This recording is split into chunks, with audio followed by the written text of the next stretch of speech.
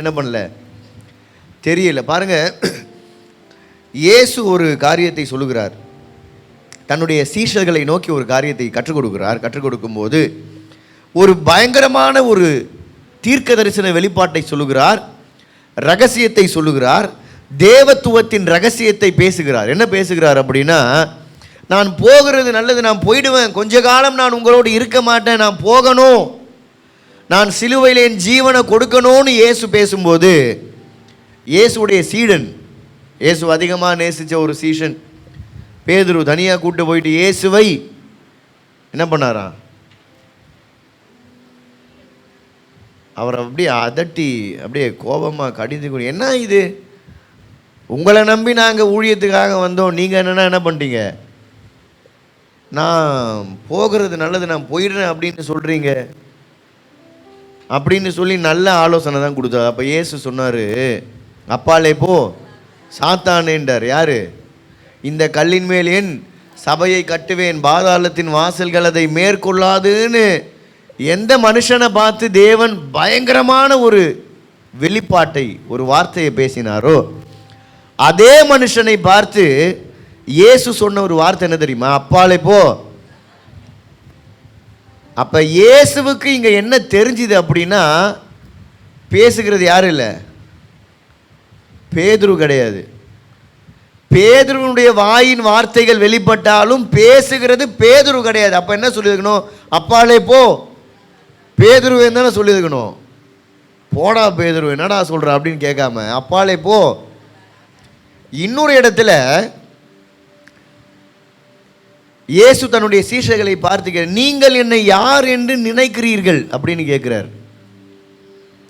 அப்போ இவர் சொல்றாரு, நீர் தேவனுடைய குமாரனாகிய கிறிஸ்து, நீங்க தான் மேசியா அப்படின்னு சொன்ன உடனே இயேசு சொல்றார், நல்லா சொன்னப்பா, நல்ல வெளிப்பாடு நீங்க சொன்னீங்க அப்படின்னு சொல்லலை, என் பிதா உனக்கு அதை என்ன பண்ணாரு.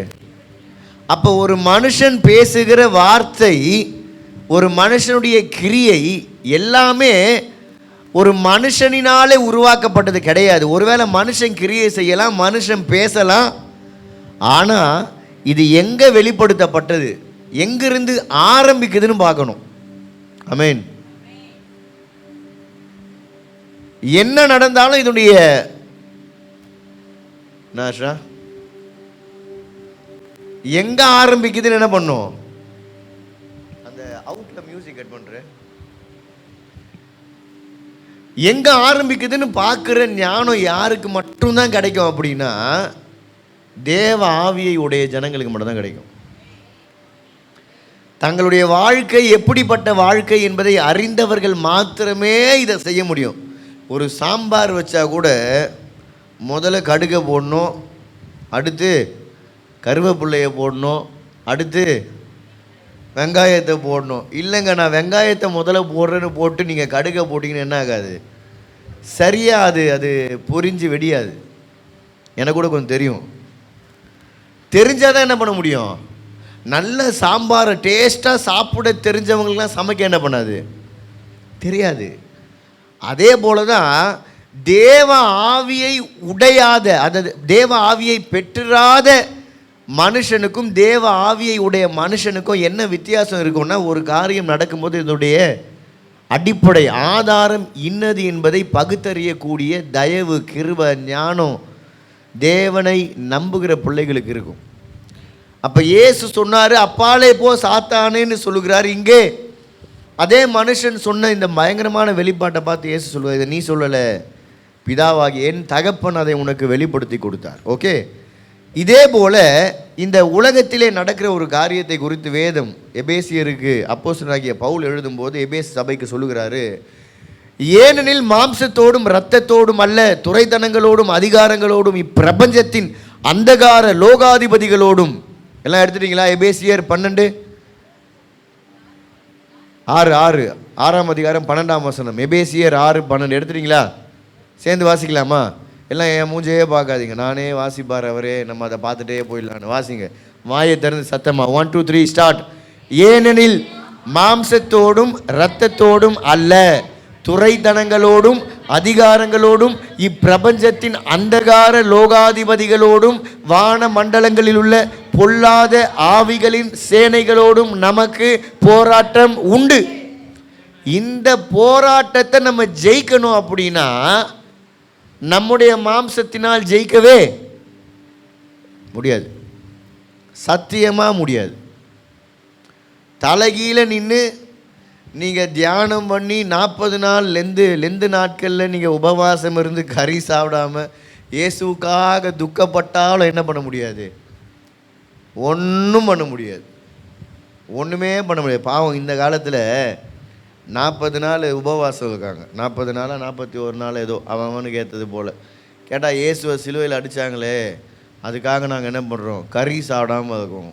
ஏங்க சாப்பிட்டீங்கன்னா என்ன இயேசு கோச்சிப்பாரான்னு கேட்டேன் நான். இங்கே போராட்டமும் இயேசுக்காக நாம் செய்ய வேண்டிய காரியங்களை தேவனுடைய ஆவினால் செய்ய முடியுமே தவிர நம்முடைய மாம்சத்தினால் செய்யவே முடியாது முடியாது.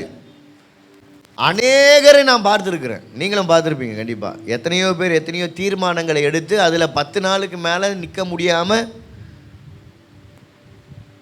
எல்லா வருஷமும் நம்மளும் தீர்மானம் எடுப்போம் ஏதாவது ஒன்று. சில விஷயங்கள்லாம் சொல்ல மாட்டோம், ஏன்னா சொல்லி செய்ய மாட்டோம். சொல்லாமலே எடுத்து பார்க்கலாம். இதை செஞ்சிட்டோன்னா கடைசியில் என்ன பண்ணலாம்? இந்த வருஷம் நான் தீர்மானம் எடுத்தேன், இதை பண்ணிட்டேன்னு சொல்லலாம். ஏன்னா நான் எடுக்கிற தீர்மானங்களை நான் செய்வேன், என்னையே என்னால் என்ன பண்ண முடியல, நம்ப முடியலை. நாசியிலே சுவாசம் உள்ள மனுஷனை நம்புவதை விட்டு விடுங்கள் அப்படின்னு வேதம் சொல்லுதுன்னா என்னையும் நம்புறதை நான் என்ன பண்ணணும்?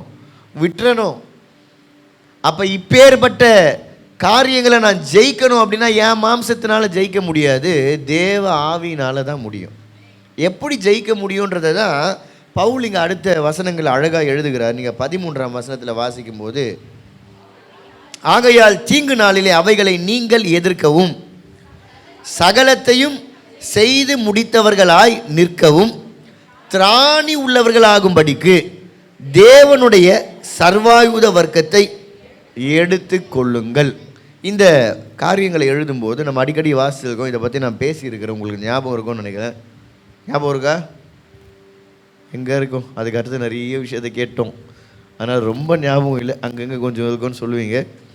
மறுபடியும் இதை இன்னும் கொஞ்சம் ஆழமாக நம் தியானிக்க போகிறோம். நிச்சயமாக ஆவியானவர் நம் தேவன் நமக்கு உதவி செய்வாராக. கவனமாக கேளுங்க, கவனிங்க. நிச்சயமாக இது உங்களுக்கு பிரயோஜனமாக இருக்கும். நிச்சயமாக இது உங்களுக்கு உதவி செய்யும். இந்த வார்த்தைகள் உங்களை காப்பாற்றும், மீட்கும், ரட்சிக்கும். கவனமாய் கேளுங்கள். கர்த்தர் நம்மோடு கூட பேசுவாராக. அப்போ இந்த தீங்கு நாள், எது தீங்கு நாள் அப்படின்னா, இந்த உலகத்தில் நாம் வாழுகிற இந்த தீங்கு நாளிலே சத்ருவானவன் நம்முடைய ஆத்துமாக்களை கொலை செய்து போடும்படியாய், அழிக்கும்படியாய் தீவிரமாய் கிரியை செய்கிற இந்த தீங்கு நாளிலே நீங்களும் நானும் இவைகளை எதிர்த்து நிற்க திராணி உள்ளவர்களாக இருக்கும்படியாய், பலன் பெற்றிருக்கும்படியாக. பலன் உள்ளவர்களாக இருக்கணும் அப்படின்னா நம்ம ஒரு காரியத்தை தரித்து கொள்ளும்படியாய் வேதம் நமக்கு உபதேசம் பண்ணுகிற. என்ன தரித்து கொள்ளணும் அப்படின்னா, தேவனுடைய சர்வாயுத வர்க்கத்தை. தேவனுடையது, உங்களுடையது கிடையாது. யாருது? தேவனுடையது. இந்த கோலியாத்துன்னு ஒரு மனுஷன் வந்து நின்னான். அப்போ சாப்பாடு கொண்டு வந்த தாவீது இந்த சூழ்நிலையில் கோலியாத்தை வீழ்த்தும்படியான அவனோடு சண்டையிடும்படியான ஒரு சூழ்நிலை வருகிறது. இந்த சண்டையிடும்படியான சூழ்நிலையில் தாவீது போகும்போது தாவீதுக்கு அவன் தரித்து கொள்ளும்படியான ஒரு கவச உடை கொடுக்கப்பட்டது. அதை நீங்கள் படிச்சிருப்பீங்க கண்டிப்பாக. இதை போட்டால் அவனுக்கு என்ன ஆகலை? சூட் ஆகலை, செட் ஆகலை. நிறைய பேர் செட் ஆகாததை போட்டு என்ன பண்ணுவாங்க? நிறைய பேர் பண்ணுறதெல்லாம் பார்த்தா செட்டே ஆகாத விஷயத்தை பண்ணின்னு என்ன பண்ணிருக்கோம்? சுற்றின்னு கிடக்கும். தாவீது என்ன பண்ணான்னா, செட் ஆகலைன்னு என்ன பண்ணான்? இது நமக்கு செட் ஆகாதுங்க, இதெல்லாம் வேணாம், இதை கழிட்டுருங்க, நான் என் தேவனை கொண்டு போகிறேன், அந்த விசுவாசத்தை கொண்டு போகிறேன்னு போயிட்டான். செட் ஆகலைன்னா என்ன பண்ணணும்? கழட்டி விட்டுருணும், அவ்வளோதான். செட் ஆகாத விஷயத்தில் என்ன பண்ணக்கூடாது? செய்யக்கூடாது. எப்படியாவது செட் பண்ணுறங்க, செட் ஆகாது. தாவீதுக்கு ஒரு உடை கொடுக்கப்பட்டது, பயங்கரமான கவச உடை. போர்க்காலத்திலே போர் சேவகர்கள் போர் செய்யும் போது தங்களை பாதுகாத்து கொள்ளும்படியாய் அணிகிற நல்ல விசேஷித்த ஒரு உடை. ஆனால் இது தாவீதுடையதானா? தாவீதுடையது கிடையாது. ஏன்னா தாவீது ஒரு பெரிய போர் சேவகன் கிடையாது, ஆடு மேய்கிற பையன். தாவீதுக்கு கொடுக்கப்பட்ட உடை அவனுக்கு ஃபிட் ஆகலை. ஏன் ஃபிட் ஆகலைன்னா, அந்த இடத்துல இருந்த ஒருவனுடைய உடையை வாங்கி போட்டாங்க. அப்படி இப்படின்னு ஏதோ ஃபிட்டாக இருக்கும், ஆனால் கண்டிப்பாக ஹெல்மெட் என்ன இருக்காது, ஃபிட்டாக இருக்காது. இப்போ தாவீது என்ன சொல்கிறான்னா, இந்த ஃபிட்டாகாத காரியத்தை போட்டு போய் அங்கே அன்கம்ஃபர்டபுளாக நின்று அங்கே சண்டை போட்டு தோக்குறதுக்கு பதில் இதெல்லாம் கழட்டி போட்டு நான் இருக்கிற விசுவாசத்தோடு, இருக்கிற திராணியோடு, இருக்கிற பலத்தோடு போய் நான் தேவனுக்காக யுத்தம் செய்யட்டும்னு போகும்போது அங்கே தேவன் ஜெயத்தை கொடுக்க. இந்த இடத்துல வேதம் சொல்லுகிற இந்த சர்வாயுத வர்க்கம் யாருடையது அப்படின்னு சொன்னால் தேவனுடையது. அப்போஸ்தலனாகிய பவுல் இதை தன் சொந்த ஞானத்தினால் எழுதினாரா அப்படின்னா, அப்போஸ்தலனாகிய பவுல் இந்த வார்த்தைகளை ஒரு தேவனுக்காக போராடுகிற, தேவனுக்காக வாழ நினைக்கிற ஒரு மனுஷன், சாதாரணமான மனுஷன் கிடையாது. அவன் தேவனுடைய சேனையிலே நிற்கிற ஒரு போர் சேவகன். கிறிஸ்டியன்ஸ்லாம் யாருங்க? சோல்ஜர்ஸ். ஆமென். தொப்பை இருந்தாலும் சோல்ஜர் தான். நடக்கவே முடியலங்க, ஒரே முட்டி வலியாக இருக்கு, அப்போ யார் தான்? சோல்ஜர் தான். எனக்கு படிப்பறிவே இல்லைங்க, ரொம்பலாம் படிக்கலைங்க, யார் தான்? ஹலோ, ஆயாவாக இருந்தாலும், ஆண்டியாக இருந்தாலும், பையனாக இருந்தாலும், பொண்ணாக இருந்தாலும் சோல்ஜர் எல்லாருமே. ஏன் இந்த சோல்ஜர்ன்ற ஒரு ஒரு ஒரு உருவகத்தை, ஒரு அடையாளத்தை பவுல் காண்பிக்கிறார் அப்படின்னா, இவர்களுடைய யுத்தத்திலே இவர்கள் தேவனுடைய சர்வாயுத வர்க்கத்தை தரிக்கும்படியாய் அந்த உருவத்தை தான் காண்பிக்கிறார். இதை எப்படி காண்பிக்கிறார் அப்படின்னா, தன்னுடைய சொந்த ஞானத்திலேருந்து பேசலை பவுல். நீங்கள் ஏசாயா 59ஆம் அதிகாரத்தை நீங்கள் வாசிக்கும் போது ஏன் இதை பற்றி பவுல் பேசுகிறார் என்பதை நம்மளால் வாசிக்க முடியும். ஏசாயா 59ஆம் அதிகாரத்திற்கு நம்முடைய வேத புஸ்தகத்தை நாம் திருப்பிக் கொள்வோம். 1ஆம் வசனத்தை நம்ம வாசிக்கலாம். இதோ, சத்தமாக சேர்ந்து வாசிக்கலாம். இதோ, ரட்சிக்க கூடாதபடிக்கு கர்த்தருடைய கை குறுகி போகவும் இல்லை, கேட்கக்கூடாதபடிக்கு அவருடைய செவி மந்தமாகவும் இல்லை. உங்கள் அக்கிரமங்களே உங்களுக்கும் உங்கள் தேவனுக்கும் நடுவாக பிரிவினை உண்டாக்குகிறது. உங்கள் பாவங்களே அவர் உங்களுக்கு செவி கூடாதபடிக்கு அவருடைய முகத்தை உங்களுக்கு மறைக்கிறது. ஏனென்றால் உங்கள் கைகள் இரத்தத்தாலும் உங்கள் விரல்கள் அக்கிரமத்தாலும் கரைபட்டிருக்கிறது. உங்கள் உதடுகள் பொய்யை பேசி உங்கள் நாவு நியாயக்கேட்டை வசனிக்கிறது. நீதியை தேடுகிறவனும் இல்லை, சத்தியத்தின்படி வழக்காடுகிறவனும் இல்லை. மாயையை நம்பி அபத்தமானதை பேசுகிறார்கள். தீமையை கற்பந்தரித்து அக்கிரமத்தை பெறுகிறார்கள். கட்டுவிரியனின் முட்டைகளை அடைகாத்து சிலந்தியின் நெசவுகளை நெய்கிறார்கள். அவைகளின் முட்டைகளை சாப்பிடுகிறவன் சாவான். இங்கே நீங்கள் வாசிங்கன்னா முதல் வார்த்தை சொல்லுகிறது, தேவன் ரட்சிக்கிறவர், காப்பாற்றுகிறவர். காப்பாற்றக்கூடாதபடி அவருடைய கை பலவீனப்பட்டு போகலை, குறுகி போகலை. அவருடைய கரங்கள் எப்போதும் பலனுள்ள கரங்களாய், பராக்கிரமசாலியின் கரமாக இருக்கிறது. ஆண்டவருடைய பலன்லாம் குறையாதுங்க. அப்போ ஏன் தேவன் கேட்கலை, ஏன் ஜெபத்தை கேட்கலை அப்படின்னா, கேட்க முடியாத தூரத்துக்கு கடவுள் போயிட்டாரோ அல்லது கடவுள் தூங்கிட்டாரா? இல்லை. நிறைய பேர் கேட்பாங்க பாருங்க, ஏன் ஆண்டவர் என் ஜெபத்தையே கேட்க மாட்டார், ஏன் நான் பண்ணால் எதையும் தேவன் வாய்க்க செய்யவே மாட்டார். அது அவர் விலகி போனதுனாலேயோ அவர் பலவீனப்பட்டு போனதுனாலேயோ கிடையாது. மாறாக இந்த ஜனங்களுடைய பாவம் தேவனுக்கும் தேவனுடைய பிள்ளைகளுக்கும் இடையே ஒரு பெரிய பிளவை உண்டாக்கினது. இவர்கள் தங்களுடைய போராட்டத்திலே ஜெயிக்க முடியாமல் தோற்று போனபடியினாலே ஏற்பட்ட ஒரு பிளவு, ஒரு distance between God and the people of God. இந்த இடைவெளியை இது எப்படி ஏற்படுத்தப்பட்டது என்று கண்டுபிடிக்கணும் அப்படின்னா, வேதம் தெளிவாய் சொல்லுது, உங்களுடைய பாவத்தினால், உங்களுடைய அக்கிரமத்தினால், உங்களுடைய நீதியை சரிகட்டாத உங்களுடைய சிந்தையினால். ஆண்டவர் சொன்னார், என்னால் இல்லை, உங்களால் தான். தேவனை நம்மால் குறை சொல்லவே முடியாதுங்க. Is perfect. அவர் பூரணமானவர், அன்பில் பூரணமானவர், நீதியில் பூரணமானவர். அப்புறம் அன்பு, நீதி, பரிசுத்தம். அன்பு, நீதி, பரிசுத்தம். அன்பு, நீதி, கடவுள்னா இதில் 3 இதில் பர்ஃபெக்டாக இருக்கணும். அன்பு, நீதி, மறக்கக்கூடாது அர்த்தம். ஒரு அன்பு, நீதி, பரிசுத்தம். நம்ம கடவுள் மட்டும் தான் அன்புலேயும் நீதியிலையும் பரிசுத்தத்துலேயும் பூரணமானவர். உலகத்தில் வேறு ஒருவரும் இல்லை, கடவுளும் இல்லை, மனுஷனும் இல்லை, யாருமே கிடையாது. அன்பு, நீதி, பரிசுத்தம்னா இயேசு மட்டும்தான். ஹல்லேலூயா. இயேசுவை மட்டும்தான் நீங்கள் என்ன பண்ணலான்னா, ஹிஸ்டாரிக்கலாக பார்த்தீங்கன்னா இயேசு மட்டும்தான் ஹிஸ்ட்ரியில் இருப்பார், வேறு யாருமே இருக்க மாட்டாங்க. தேடி பாருங்களேன், எந்த கடவுளை நீங்கள் எடுத்தாலும் ஹிஸ்ட்ரியில் என்ன பண்ண மாட்டாங்க. இருக்காங்களா? இருக்காங்களா? படிச்சிருக்கீங்களா? ஹிஸ்ட்ரியே யார் தான்? இயேசு தான். கிறிஸ்துவின் பிறப்புக்கு முன்னாடி, கிறிஸ்துவின் பிறப்புக்கு பின்னாடி தான் ஹிஸ்ட்ரியே. நம்ம கடவுள் மட்டும் தான் ஹிஸ்ட்ரியில் இருக்கார். எத்திக்ஸ்ன்னு பேசினா அதில் இருக்கிறாரு. எல்லாத்துலேயுமே அவர் தான் இருக்கார், வேறு எதுலேயுமே கிடையாது. இந்த தேவன் சொல்லுகிற வார்த்தை என்னென்னா, என்னால் இல்லைங்க, உங்களால் தான். நீங்கள் உங்களுக்கும் எனக்குமான உறவை விட்டு பாவத்தினால நீங்கள் தூரம் போனதுனால தான் உங்கள் ஜெபம் எனக்கு கேட்கலை. It is not my fault. நீங்கள் என்ன பண்ணுங்க, திரும்பி வாங்க. நீங்கள் தொடர்ந்து வாசிக்கும் போது இந்த காரியங்கள் பயங்கரமாக இருக்குது. இதெல்லாம் விளக்கி சொன்னால் இன்னும் நல்லா இருக்கும் ஆக்சுவலாக.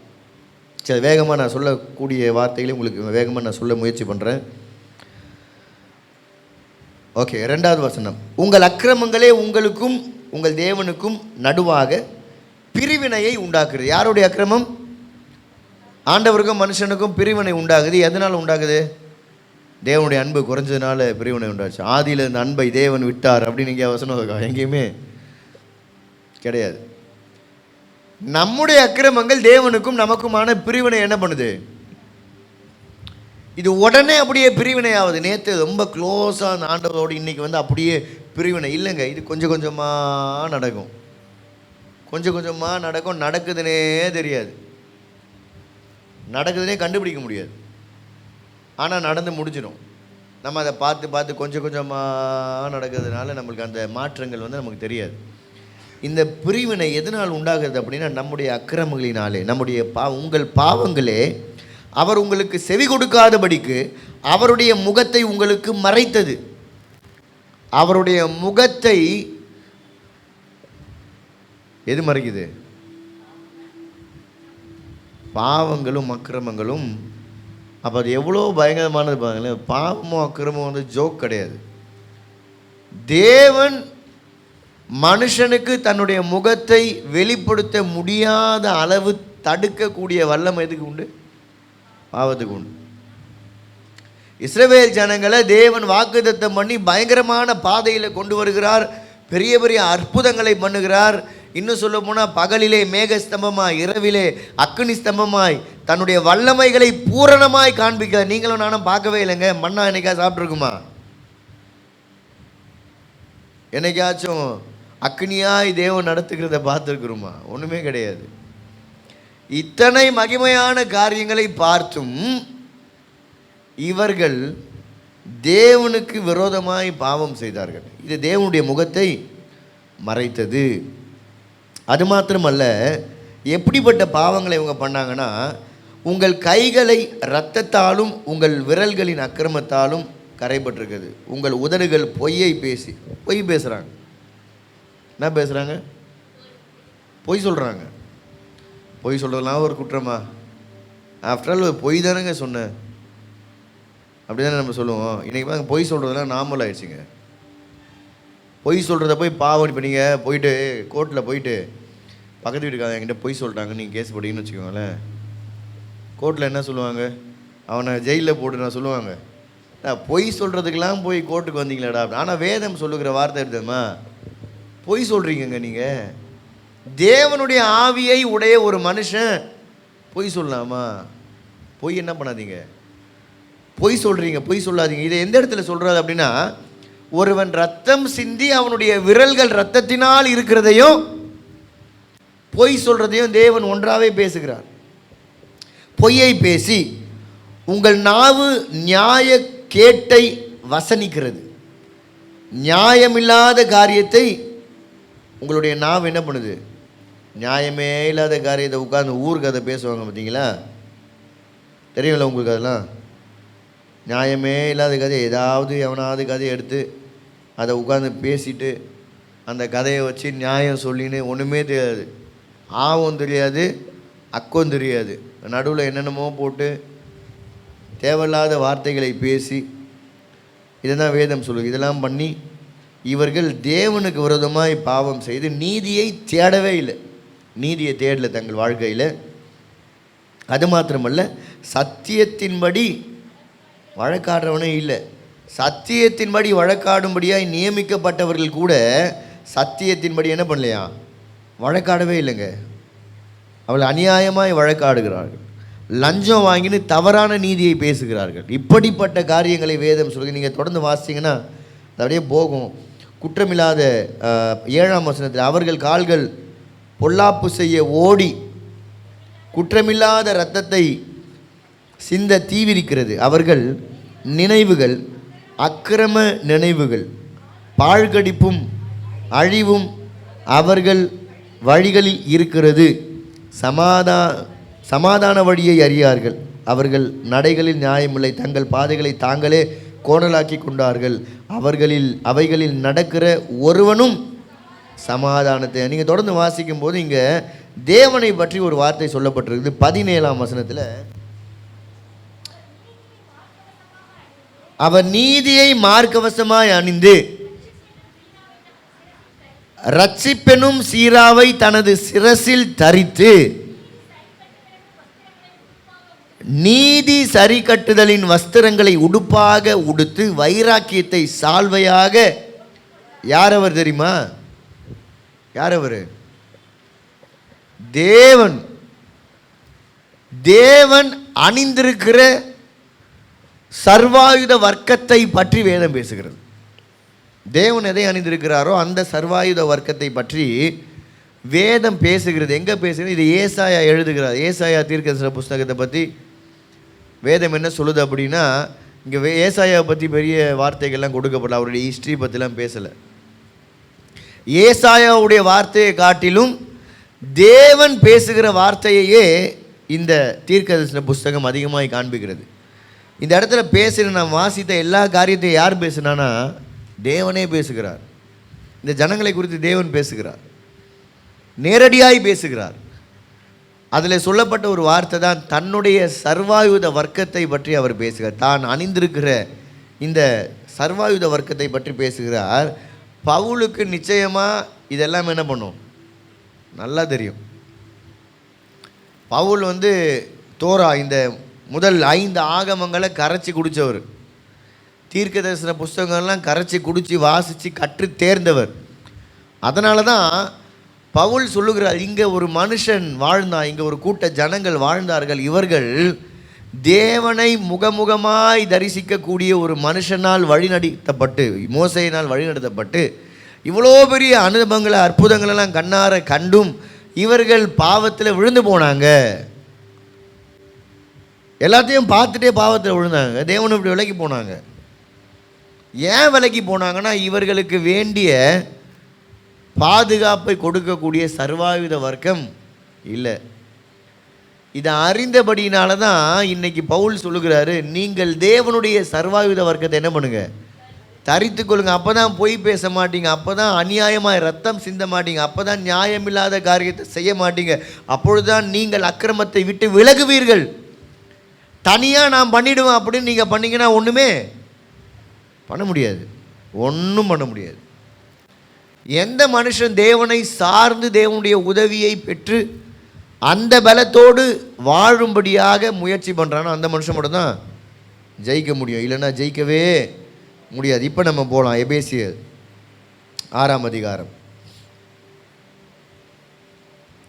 13ஆம் வசனம் முதல் நம்ம வாசிக்கலாம். ஆகையால் தீங்கு நாளிலே அவைகளை நீங்கள் எதிர்க்கவோ. இப்போ நீங்கள் எதிர்த்து ஜெயிக்கணும்னா, எதிர்க்க முடியலை, தோத்துட்டாங்க அவங்களாம், நீங்கள் தோற்று போயிடாதீங்க. நீங்கள் எதிர்க்கவும் சகலத்தையும் செய்து முடித்தவர்களாய் நிற்கவும் திராணி உள்ளவர்களாகும்படிக்கு தேவனுடைய சர்வாயுத வர்க்கத்தை எடுத்துக்கொள்ளுங்கள். இப்போ எடுத்துக்கொள்ளுங்கள்லாம் எடுத்துக்கொள்ள முடியுமா? அங்கே ஏன் எடுத்துக்க முடியலை அப்படின்னா, அங்கே கொடுக்கப்பட்ட கிருபை வேறு. அங்கே இயேசு கிறிஸ்து வெளிப்படுத்தப்பட்டாரா, இயேசுவினுடைய ரத்தம் சிந்தப்பட்டதா, தேவனுடைய ரத்தத்தினால் கிருபை பூரணமாக வெளிப்படுத்தப்பட்டதானா? இல்லை. அங்கே நியாயப்பிரமாணத்தின் உடன்படிக்கையில் இவர்கள் வருகிறார்கள். இங்கே இயேசுவையே தன் சொந்த குமாரன் என்று பாராமல் உங்களுக்காய் எனக்காய் கொடுத்த பிதா சர்வாயுத வர்க்கத்தை கொடுக்க மாட்டாரா? அல்லேலூயா. எடுத்துக்கொள்ளுங்கள். You have the rights to take it. எடுத்துக்கொள்ளுங்கள், எடுத்து நீங்கள் அதை தரித்து கொள்ளுங்கள் என்று வேதம் சொல்கிறது. என்ன தெரியுமா? வாசிக்கலாமா? அடுத்த வசனத்தை வாசிக்கலாம். சத்தியம் என்னும் கச்சையை உங்கள் அறையில் கட்டினவர்களாயும். கச்சை, கச்சை அப்படின்னா ஆங்கிலத்தில் என்ன போட்டிருக்கு? பெல்ட். பெல்ட் எத்தனை பேர் கட்டி வைக்கணும்? பாய்ஸ் மட்டும் தான் என்ன பண்ணுவீங்க? கேர்ள்ஸ் தான் பெல்ட் கட்டுறீங்கன்னா பேண்ட்டு போட தான் என்ன பண்ணணும்? பெல்ட் கட்டணும். நாங்கள் சேரீ கட்டியிருக்கோம். நாங்கள் எப்படி பெல்ட் கட்டுறீங்கன்னா, இதை நீங்கள் எப்படி புரிஞ்சிக்கணும் அப்படின்னா, ஒரு போர் சேவகனை ஒரு அடையாளமாய் உருவகமாய் வைத்து பேசப்படுகிற வார்த்தை. ஒரு போர் சேவகன் எப்படிப்பட்ட ஒரு ஒரு ஒரு கச்சையை கட்டியிருப்பான் அப்படின்னு சொன்னால், அந்த பெல்ட்டில் தான் அவனுடைய எல்லா ஆயுதங்களையும் அவன் வச்சுருப்பான்.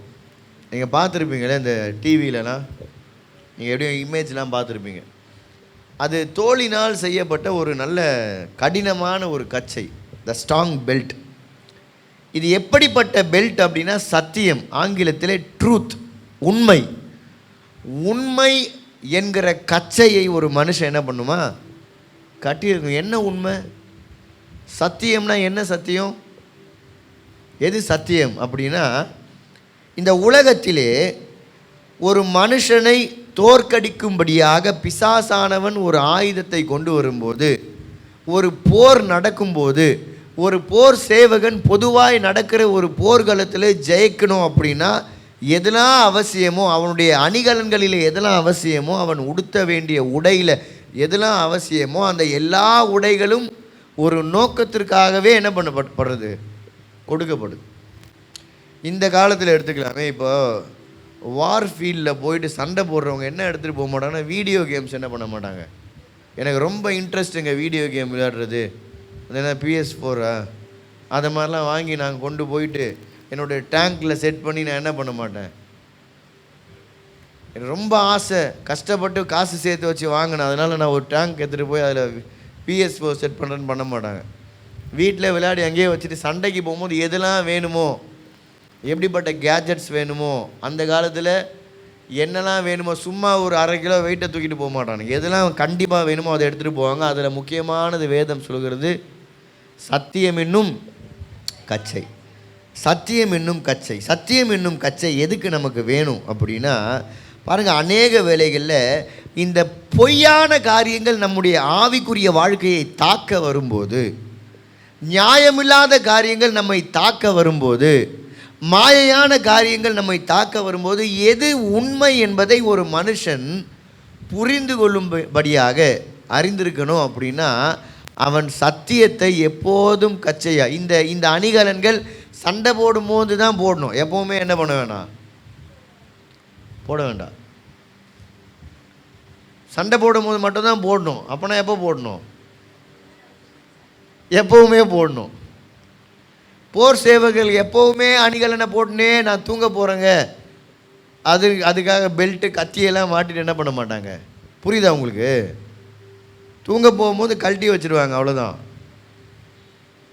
ஆனால் வேதம் சொல்லுகிற இந்த அணிகலன்கள் எப்பொழுது ஒரு மனுஷனால், ஒரு விசுவாசியினால், தேவனை பின்பற்ற விரும்புகிற ஒரு தேவ பிள்ளையினால் அணிந்திருக்கப்பட வேண்டும் என்று சொன்னால், எப்பொழுதும் வேணாம், ஆனால் எப்போல்லாம் சண்டை போடணும் அப்போல்லாம் என்ன பண்ணணும்? போட்டுக்கணும். அப்போனா எப்போவுமே போட்டுக்கணும், அவ்வளோதான். எப்பொழுதும் தரித்திருக்கணும். சத்தியம் உண்மையை உங்களுக்கு எடுத்து காண்பிக்கிற டிடெக்டர். இந்த கச்சை என்ன பண்ணுன்னா, உங்களை விட்டு ஈஸியாலாம் கழட்டி எடுத்துகிட்டு போயிட முடியாது. போரில் கட்டுறாங்க பார்த்தீங்களா? போரில் இந்த ஒரு போர் சேவகன் கட்டுகிற அந்த பெல்ட்டை யார் வேணுமானாலும் டக்குன்னு சண்டை போடும்போது கழண்டிலாம் விழாது. அதில் தான் கத்தியை மாட்டி வச்சுருப்பானுங்க, அவனுடைய வாள். எளிமையான கழட்டிலாம் விழக்கூடிய கச்சையெல்லாம் கிடையாது, உறுதியான கச்சை. இதுதான் அவனுடைய ஆயுதங்களை அவன் அணிந்திருக்கும்படியாக உதவி செய்யும். இந்த சத்தியம் என்கிற கச்சை என்ன செய்யும் அப்படின்னா, அவனுக்கு எது சத்தியம் என்பதை பிரித்து பார்க்கக்கூடிய கிருபையை கொடுக்கும். The truth will help to recognize the lies of evil. பிசாசானவன் உங்களை ஏமாற்றும்படியாய் வஞ்சிக்கும்படியாய், அங்கே பொய்ன்னு ஒன்று இருந்தது பார்த்தீங்களா ஏசாயால, பொய் சொல்லுகிறார்கள். இவன் பொய் சொன்னானா எப்படி பொய் சொல்லியிருப்பான்? பொய்யை அப்படியே யோசித்து கிரியேட்டிவாக சொல்லியிருப்பான். இவனுக்குள்ளே இருக்கிற பிசாசானவன் இவனை ஏவுகிறபடினால் பொய் சொல்லுகிறான், அதை ஏற்றுக்கொண்டு பொய் சொல்லுகிறான். இப்போ வேதம் சொல்லுங்க, நீங்கள் சத்தியம் என்னும் கச்சையை நீங்கள் கட்டிக்கொள்ளுவீங்கன்னு சொன்னால், உங்களிடத்திலே பொய் சொல்லும்படியாய் பிசாசு வந்து வான மண்டலங்களின் பொல்லாத அந்தகார கிரியைகள், உங்களை பாவத்திலே விழப்பண்ண தள்ளுகிற பிசாசினுடைய கிரியைகள் வரும்போது, பொய்யை உங்களை வைத்து பேச வரும்போது, ஊக்குவிக்கும் போது, சூழ்நிலையை கொடுக்கும்போது, இந்த கச்சை, இந்த சத்தியம் என்கிற கச்சை இது பொய் என்கிறதை உங்களுக்கு கற்றுக் கொடுக்கும், காண்பிக்கும். ஆமென். நான் கடந்த வாரத்தில் பேசினேன், இங்கே பேசினேன்னா வேறு சர்ச்சில் பேசினேன்னு தெரியல. இந்த பிராண்டட் ஐட்டம்லாம் நீங்கள் யூஸ் பண்ணிங்கன்னா, இப்போ நம்ம பிராண்டெலாம் பார்த்தீங்கன்னா நம்ம யூஸ் பண்ணுவோம் சில பிராண்டட்லாம். சில பேர் ஆப்பிள் வாட்ச் கட்டியிருப்பாங்க, அதில் ஆப்பிள் சிம்பிள் போட்டிருக்கோம் மேலே. அது உண்மையாகவே ஆப்பிள். ஆனால் பூமா ஷூ வாங்குவாங்க, பூமா ஷூ பார்த்தா பூமாவோட அதே ஸ்பெல்லிங் போட்டிருக்கோம், அதே ஃபாண்ட்டு போட்டிருக்கோம் எல்லாமே. ஆனால் யூக்கு பதில் ஓ போட்டிருப்பாங்க, போமா ஷூன்னு போட்டிருக்கோம். ஆனால் அதில் இந்த சிறுத்தை இப்படி பறக்கும், அதில் இந்த சிறுத்தை இப்படி பறக்கும், அவ்வளோதான் வித்தியாசம். நைக்கி ஷூ போட்டிருப்பாங்க, அதில் டிக்கு இப்படி போட்டிருக்கோம், இந்த ஃபஸ்ட்டு காப்பி டூப்ளிகேட்டில் இப்படி போட்டிருக்கோம், அவ்வளோதான் வித்தியாசம். இதை கண்டுபிடிக்கவே முடியாத அளவு ஒரே மாதிரி இருக்கும். ஆமாம், பரிசுத்த ஆவியானவரை பற்றி பேசினேன். சில சபைகள் எல்லாம் பரிசுத்த ஆவியானவனே இங்கே கை தட்டி அந்த அம்மா அந்த கடைசி உருண்டு போயிட்டு இங்கே முன்னாடி வரும். எங்கள் வீட்டு பக்கத்தில் ஒன்று இருக்குது, உருண்டு அந்த எண்டுக்கு போயிட்டு இங்கே வந்துடும். எப்படா இதுக்கு இவ்வளோ ஸ்ட்ரென்த்து கிடைக்குதுன்னு யோசிக்கிற அளவுக்கு பரிசுத்த ஆவியானவன் நிரப்புனாதுன்னு சொல்லி உருளும். ஆனால் வீட்டுக்கு வந்து போடுற சண்டை இருக்கும் பாருங்க, அது இங்கே பேசுகிற ஆவி என்ன ஆவின்னு கண்டுபிடிக்கவே முடியாது. ஃபஸ்ட்டு காப்பி பரிசுத்த ஆவியானவர். அதுபோல் இங்கே இந்த சத்தியம் என்ன பண்ணோன்னா, எது ஒரிஜினல் எது டூப்ளிகேட்டு, எது எங்கிருந்து வருகிறது என்பதை நீங்கள் ஸ்கேன் பண்ணி கண்டுபிடிக்கக்கூடிய ஞானத்தை கொடுக்கும். அதுதான் இந்த உண்மை, சத்தியம் என்கிற கச்சை, த பெல்ட் ஆஃப் ட்ரூத். இந்த பெல்ட் ஆஃப் ட்ரூத், இந்த ஃபஸ்ட்டு ஸ்கேனர் இல்லைன்னா நீங்கள் அங்கேயே காலி, அங்கேயே தோத்துட்டா அடுத்த காரியங்கள்லாம் தேவையப்படாது, தோத்துட்டீங்க அவ்வளோதான். ஒரே குத்தில் முதல் ஷாட்டில் என்ன ஆகும், சண்டையே முடிஞ்சிச்சுப்பா, இதுக்கு மேலே என்ன, பெல்ட்டு கட்டினா என்ன, நீ எது கட்டலைன்னா எனக்கு என்ன, அப்படின்னு அவன் போயிடுவான். சத்தியம் என்னும் கச்சையை அடுத்த வார்த்தை கொண்டு நம்ம வாசிக்கலாம். நீதி என்னும் மார்க்கவசம். மார்க்கவசம் பார்த்துருப்பீங்க, சோல்ஜர்ஸ்லாம் பெரிய ஒரு ஷீல்டு போட்டிருப்பாங்க, பிரஸ்ட் பிளேட்.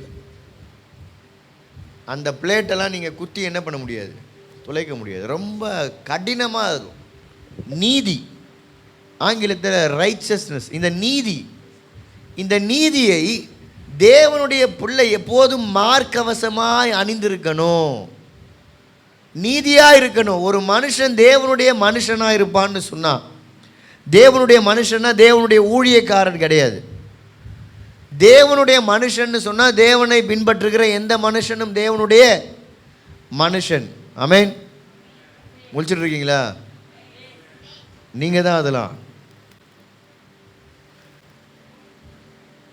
நீதி என்னும் மார்க்கவசம்னா, இப்போ யார் நீதி, யாருங்க நீதி, யாரா நீதியாக இருக்கீங்களா, யாரா ஒருத்தர் இருக்கீங்களா? பாஸ்டர் நீதியானவர், எவனா கை தூக்கி நான் தான் நீதின்னு சொன்னால் அவனை பார்த்து என்ன சொல்லணும்? ஒருத்தனும் நீதிமான் கிடையாதுன்னு பைபிள் சொல்லுச்சுன்னா ஒருத்தனும் நீதிமான் சொல்லுங்க.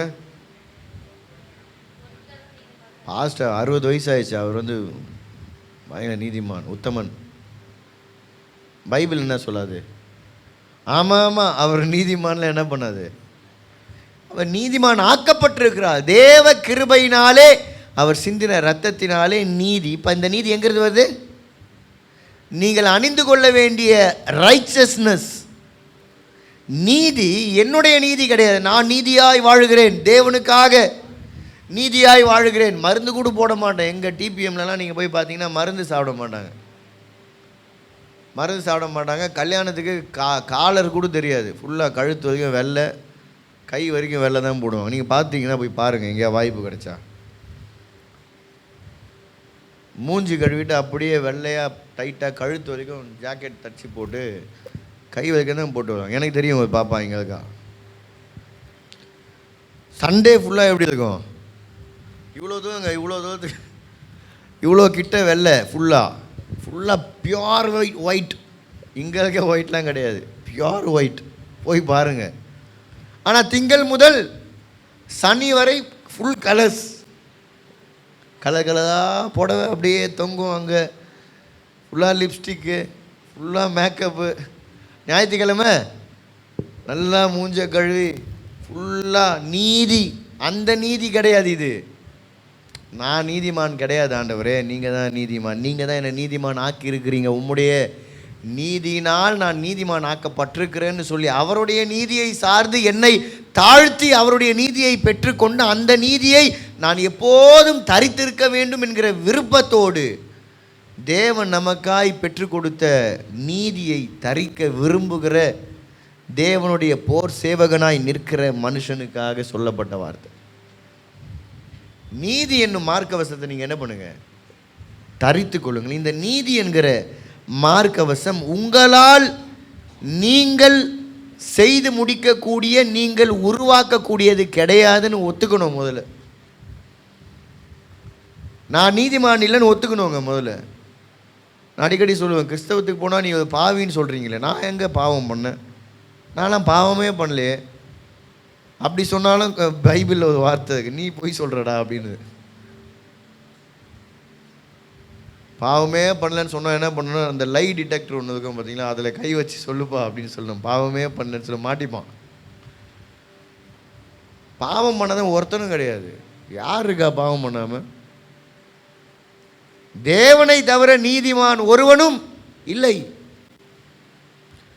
தேவனுடைய நீதியை ஒருவன் மார்க்கவசமாய் தரித்து கொண்டால் அவன் பாவத்தை எதிர்த்து பிசாசானவன் கொண்டு வருகிற அக்கிரமங்களுக்கும் அவன் கொண்டு வருகிற ஆயுதங்களுக்கும் தப்பி பிழைக்க முடியும்.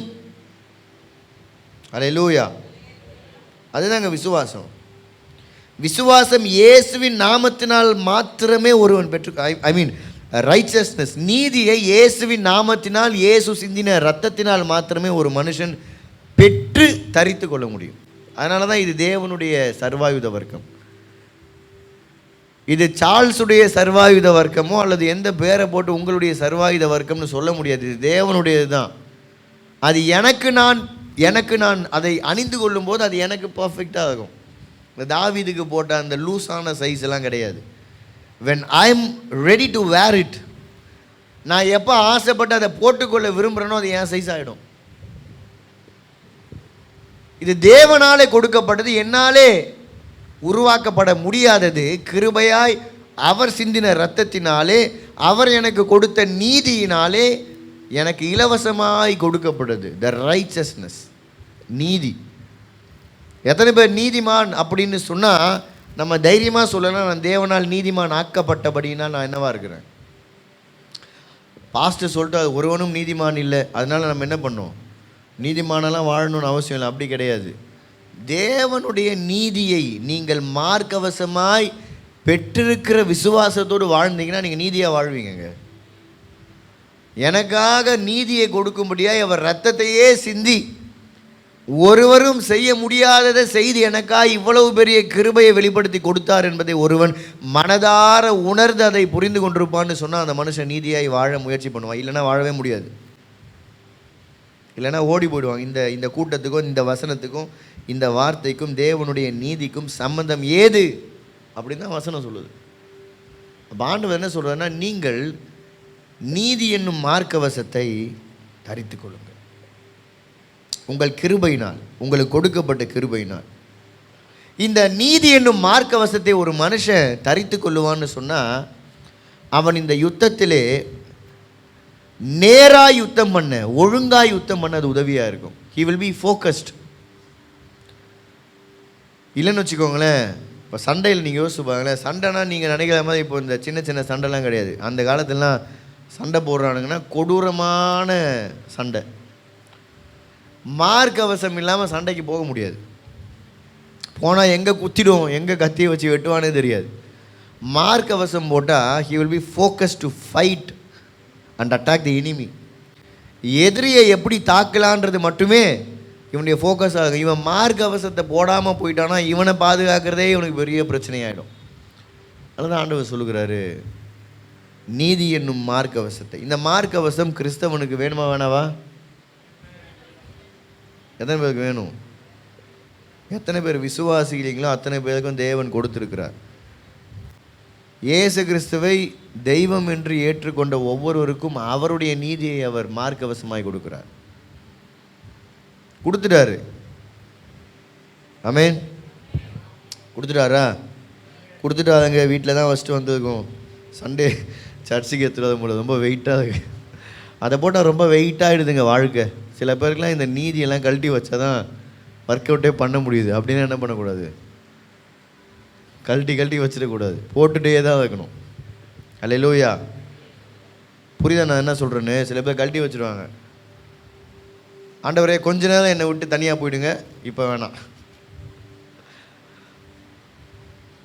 கொஞ்ச நேரம் ஆண்டவரே நாளைக்கு மட்டும் வேணாம், இந்த சண்டே மட்டும் என்ன பண்ணுங்க, என்னை விட்டுருங்க, இந்த சண்டே மட்டும் கேள்வி கேட்காதீங்க, விட்டுருங்க, நான் ஏதோ பண்ணிட்டு வந்துடுறேன், போயிடுறேன்.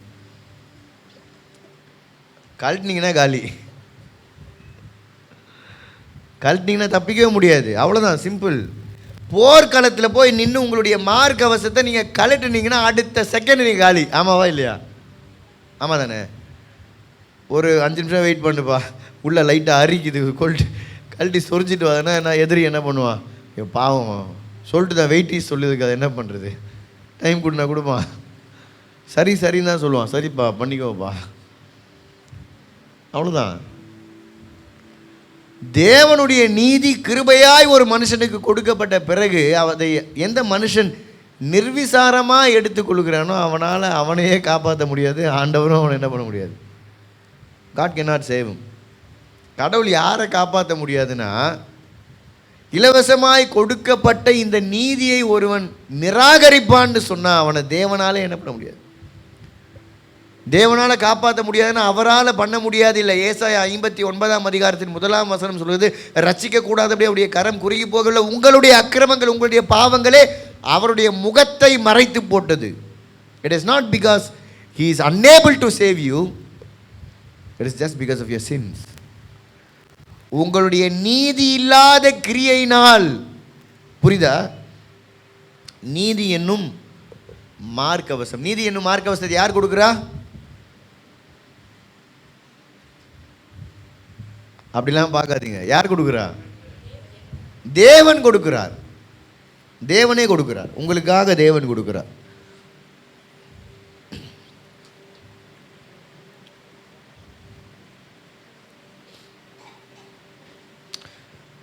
தரித்தவர்களாகவும், நீதி என்னும் மார்க்கவசத்தை தரித்தவர்களாகவும், சமாதானத்தின் சுவிசேஷத்திற்குரிய ஆயத்தம் என்னும் பாதரட்சையை கால்களிலே தொடுத்தவர்களாக. சமாதானம் என்னும் சுவிசேஷம், சமாதானம் என்னும் சுவிசேஷத்துக்கு உரிய ஆயத்தம் என்னும் பாதரட்சை.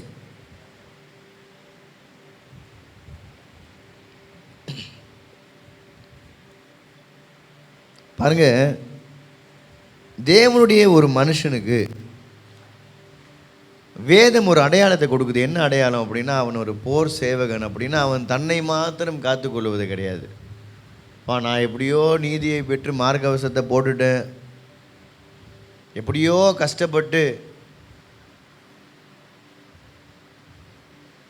சத்தியம் என்னும் கச்சையை நான் கண்டுபிடிச்சி கட்டிட்டேன் அப்படின்னா அடுத்து அவன் செய்ய வேண்டிய காரியம் என்ன தெரியுமா? வேதம் சொல்கிறது, சமாதானம் என்னும் சுவிசேஷத்தின் ஆயத்தம் என்னும் பாதரட்சை. இந்த பாதரட்சை என்ன தெரியும்ல? செருப்பு, ஷூ போடாமல் சண்டை போட முடியாது. எல்லாத்தையும் தரித்துக்கொள்ள அப்படின்னா ஷூவும் என்ன தான்? அதில் ஷூ வந்து ரொம்ப முக்கியங்க. ஷூ போடாமல் ஏதாவது செருப்பு போட்டுலாம் சண்டை போட முடியாது. இந்த போர் சேவகர்கள்லாம் இன்றைக்கி மாதிரி நம்ம பஸ்ஸு பிடிச்சி, இப்போ போலீஸில் எங்கேயா பிரச்சனை அப்படின்னா அந்த பட்டாலியன்லாம் ஒரு வேன் பிடிச்சி அங்கே போய் இறக்கி விட்ருவாங்க. இங்கேருந்து இப்போ பாரிஸில் பிரச்சனை அப்படின்னா ஆவடியிலேருந்து அனுப்புவாங்க, வேனாக ஏற்றி அனுப்புவாங்க. அங்கே போய் இறங்கி என்ன பண்ணுவாங்க? நின்று பாதுகாப்பு கொடுப்பாங்க. இங்கே அந்த காலத்தில் அப்படிலாம் கிடையாது, நடந்தே போகணும். இங்கேருந்து கிலோமீட்டர் கணக்காக என்ன பண்ணோம்? நடக்கணும். அதுலேயே டயர்டாகிடும். நம்மளாம் சண்டைக்கு கூப்பிட்டு போனால் நடந்து போய் அங்கேயே படுத்து என்ன பண்ணுறோம்? 2 நாள் டைம் கொடுங்க, டயர்டாகிடுச்சு, ஜூஸ் எதாவது கொடுங்க, படி ஏறி வர முடியல, முட்டிலாம் வலிக்குதுன்னு ஆகிடுவோம். இவனுக்கு ரொம்ப தூரம் நடக்கணும். இந்த அணிகலன்கள் வந்து எளிமையாக, இந்த அணிகலன் நீங்கள் பார்த்துருப்பீங்க, படத்தெல்லாம் பார்த்துருப்பீங்க. படம் பார்த்துருக்கீங்களா? அதெல்லாம் பார்ப்பீங்க. நல்லா நல்லா நடக்கும்போது சவுண்டு வரும். ஒரு 100 பேர் 200 பேர் 1000 பேர் ஒன்றா நடந்தால் எப்படி இருக்கும்? மார்ச் ஃபாஸ்ட் சப்புன்னு அடிக்கும் சவுண்டு. இந்த சத்தமே ஒரு உணர்வை ஏற்படுத்தும். என்ன உணர்வு தெரியுமா? நாங்கள்லாம் சோல்ஜர்ரா அப்படின்னு, நாங்கள்லாம் ஜெயிப்போம். இவன் ஜெயிப்பானா தோப்பானான்றது தெரியாது. ஆனால் இவங்களாம் நடக்கும் போதே என்ன இருக்கும்? ஒன்றும் இல்லை, இந்த இண்டிபெண்டன்ஸ் டேலாம் பார்த்தீங்கன்னா இந்த மார்ச் ஃபாஸ்ட்லாம் வைப்பாங்க. பெரிய பெரிய இந்த இராணுவ அதிகாரிகள்லாம் வச்சு நடக்க வைப்பாங்க. அதெல்லாம் பார்க்கும்போது அப்படியே நம்மளாம் அப்படியே புல்லரிக்கும். ஒரே மாதிரி நடப்பாங்க, ஒரே போல் சத்தம் வரும், ஒரே போல் இந்த கன்னை சுற்றுவானுங்க, என்னென்னமோ பண்ணுவாங்க. எப்படி இருக்கும் பார்க்கும்போது? அப்போ தான் நம்மளாம் ஒரு இந்தியன் அப்படின்னு ஒரு ஃபீலிங் வரும். இந்தியன் கொடியை பார்க்கும்போது புல்லரிக்கும். அப்படிலாம் இந்த பாதரட்சை என்னது அப்படின்னா சமாதானத்தின் சுவிசேஷத்திற்கான பாதரட்சை. இதுக்கு நீங்கள் ஆயத்தமாக இருக்கணும். சமாதானத்தின் சுவிசேஷத்தின் ஆயத்தம் என்னும் பாதரட்சை. இது என்ன பண்ணணும் அப்படின்னா, இந்த பாதரட்சையை நீங்கள் அணிந்து கொள்ளணும். இதை நீங்கள் சும்மாலாம் அணிய முடியாது. நீங்கள் அந்த காலத்தில் நீங்கள் வீட்டில் போய் கூகுள் பண்ணிப்பாங்க எப்படி இருந்திருக்கும் செருப்பு அப்படின்னு, போட்டிங்கன்னா கழட்ட முடியாது. வேகமாக ஓடும்போது ஷூலாம் கழட்டி போய்டும். பார்த்துருக்கீங்களா?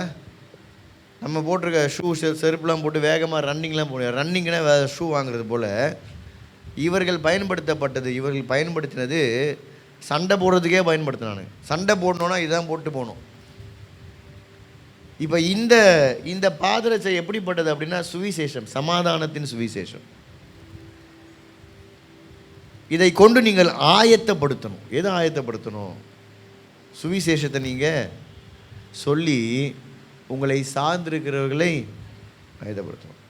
ஒரு போர் சேவகன்னா அவன் தன்னை பாதுகாத்து கொள்வது அவனுடைய முக்கியமான கடமை கிடையாது. தன்னையும் பாதுகாத்துக்கணும். அடுத்து போர் சேவர்கள் எல்லாம் அவங்களே சண்டை போட்டு அவங்களே பாதுகாத்துக்கிறாங்களா? they are trying to save the nation. குடிமக்களை பாதுகாக்க முடியாத இவன் சண்டை போடுறான். இதில் முதல்ல இவனை பாதுகாக்கணும். என்னை பாதுகாத்துட்டேன்னா அதில் என்ன அடங்குதுன்னா இவங்களை என்ன பண்ணுறேன்? பாதுகாக்கிறேன். இந்த சுவிசேஷத்தை கொண்டு போவது ஒரு போர் சேவகனுடைய, அவன் ஷூ போட்டுன்னு போகிறது, சண்டைக்கு போகும்போது ஷூ போட்டு போகணுன்றது எத்தனை முக்கியமோ அதே போல் இந்த சுவிசேஷத்தை தேவனுடைய பிள்ளை மற்றவனுக்கு சொல்லுவது. யோசிப்பாங்க, நம்ம குடும்பத்தில் இன்னும் ரட்சிக்கப்படாமல் இருக்கவங்க, இன்னும் இயேசுவை ஏற்றுக்கொள்ளாமல் இருக்கவங்க சத்தியமாக பரலோகத்துக்கு போக மாட்டாங்க. தெரியுமா உங்களுக்கு? தெரியுமா தெரியாதா? நம்ம அப்பாவாக இருக்கலாம், அம்மாவாக இருக்கலாம், கணவன் மனைவியாக இருக்கலாம், பிள்ளையாக இருக்கலாம், நம்மை சார்ந்திருக்கிற யாராக வேணா இருக்கலாம். இயேசு கிறிஸ்துவை ஏற்றுக்கொள்ளவில்லை, அவர்களுக்கு இயேசு கிறிஸ்துவை பற்றிய சத்தியம் தெரியாது, சுவிசேஷம் தெரியாது அப்படின்னா சத்தியமாக அவங்க பரலோகத்துக்கு போகவே, எனக்கு தெரிஞ்சு நான் வாசித்து நான் தியானிச்சு நான் கண்டுபிடிச்சேன். நீங்கள் வேறு ஏதாவது கண்டுபிடிச்சிங்கன்னா சொல்லுங்கள், அதை பற்றி பேசலாம். வழி இல்லை, இயேசு மட்டும்தான் ஒரே வழி, என்னை தவிர வேறு வழி இல்லைன்னு இயேசு சொல்லிட்டார். இந்த இயேசுவை இல்லாமல் தேவனுடைய சன்னிதானத்திற்கு போவதற்கு வேறு வழியே இல்லை. அப்போ நான் இங்கே சண்டை போட்டு யாரை காப்பாற்ற போகிறேன் அப்படின்னா, என் குடும்பத்தில் இருக்கவங்க நான் காப்பாற்றுவேன்னா? ஒன்றும் இல்லைங்க, நம்ம குடும்பத்தில் இப்போ ஃபோன் வருது சர்ச்சுக்கு, என்ன இது மாதிரி ஆக்சிடெண்ட் ஆகிடுச்சு, கால் போயிடுச்சு அப்படின்னா நம்ம என்ன, இது தேவனுடைய வார்த்தை பாதரட்சை நான் கேட்டுனதுப்போம், உடனே எழுந்து போவோம். ஏன் தெரியுமா? Because we love our family members. நம்மை சார்ந்திருக்கிறவர்களை நாம் நேசிக்கிறோம். இந்த நேசம் உண்மையா அப்படின்னா நான் சொல்லுவேன், இதெல்லாம் உண்மையான நேசம் கிடையாதுங்க, மாறிடும். உங்கள் கூட இருக்கிற யார் செத்து போனாலும் 4 மாதம் 2 மாதம் 1 வருஷம் அவ்வளோதான், மறந்துடுவோம்.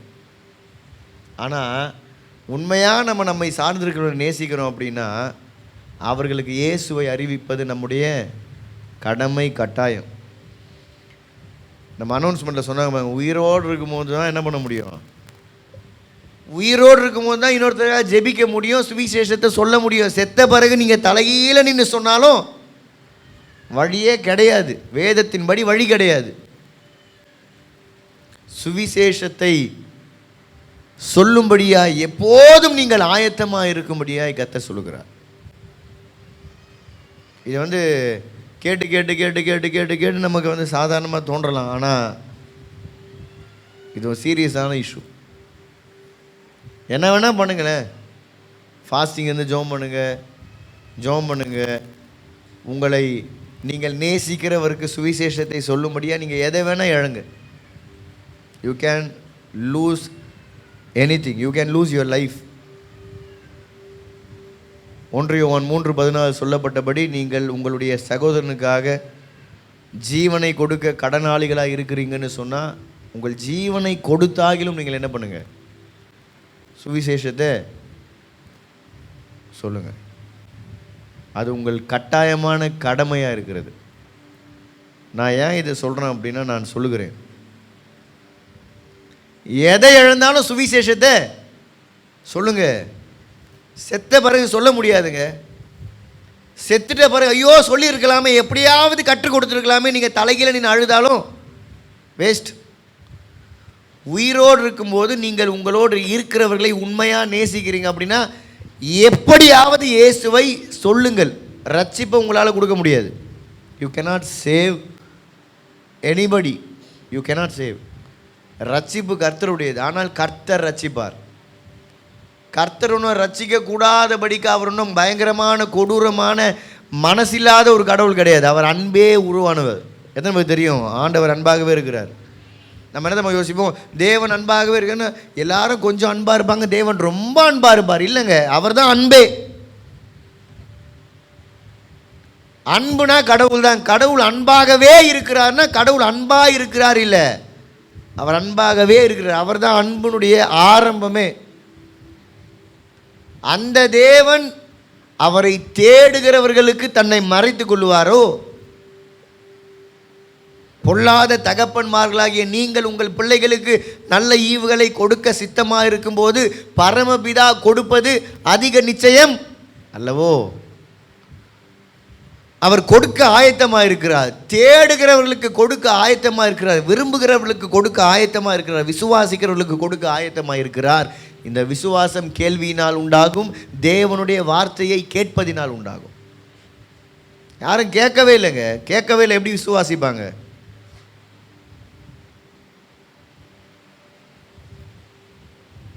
Faith comes through hearing the word of God. கேட்டால் தானே விசுவாசிப்பீங்க. கேட்கவே இல்லையே. கேட்கும்படியா நீங்கள் என்ன பண்ணுங்க, சுவிசேஷம் என்னும் பாதரட்சை. It is important. செருப்பு தானே, ஷூ தானே? இல்லைங்க, இந்த சுவிசேஷத்தை நீங்கள் என்ன பண்ணணுமா, சுமந்து கொண்டு போகணும். அடுத்த வசனத்தை வாசிக்கலாம் வேகமா.